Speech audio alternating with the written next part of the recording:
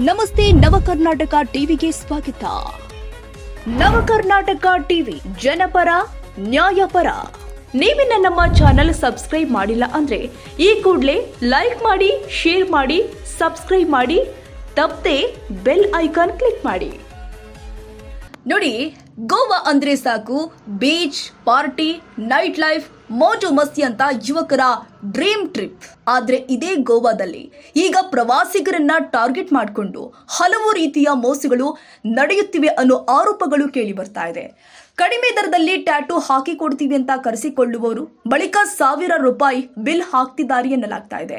ಹುಡುಗಿಯರು ಬೇಕಾ ಅಂತ ಮಾತು ಶುರು ಮಾಡಿ ನಂಬಿಸಿ ನಿರ್ಜನ ಪ್ರದೇಶಗಳಿಗೆ ಕರೆದುಕೊಂಡು ಹೋಗಿ ಹಣ ವಸೂಲಿ ಮಾಡುವ ಗ್ಯಾಂಗ್ಗಳ ಬಗ್ಗೆಯೂ ಕೂಡ ಪ್ರವಾಸಿಗರು ಎಚ್ಚರಿಕೆ ಕೊಡ್ತಿದ್ದಾರೆ.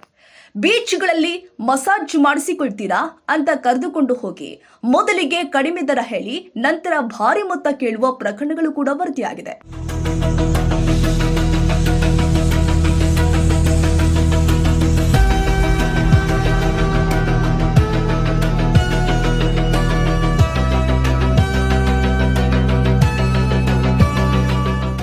ಇದರ ಜೊತೆಗೆ ಟ್ಯಾಕ್ಸಿ ಹಾಗೂ ಬೈಕ್ ರೆಂಟ್ ಹೆಸರಲ್ಲೂ ಕೆಲವರು ದುಬಾರಿ ಹಣ ವಸೂಲಿ ಮಾಡ್ತಿದ್ದಾರೆ. ಸಣ್ಣ ದೂರಕ್ಕೂ ₹1,000 ಕೇಳುವುದು, ಸಣ್ಣ ಸ್ಕ್ರಾಚ್ಗೂ ದೊಡ್ಡ ಫೈನ್ ಹಾಕುವುದು ಸೇರಿ ಹಲವು ದೂರುಗಳು ಕೇಳಿ ಬರ್ತಾ ಇದೆ.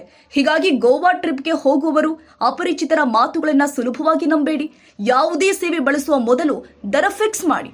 ಅಧಿಕೃತ ಸೇವೆಗಳನ್ನೇ ಬಳಸುವುದು ಉತ್ತಮ. ಮೋಜಿಗಾಗಿ ಹೋಗುವ ಟ್ರಿಪ್ ಮೋಸದ ನೆನಪಾಗಿ ಉಳಿಯಬಾರದು.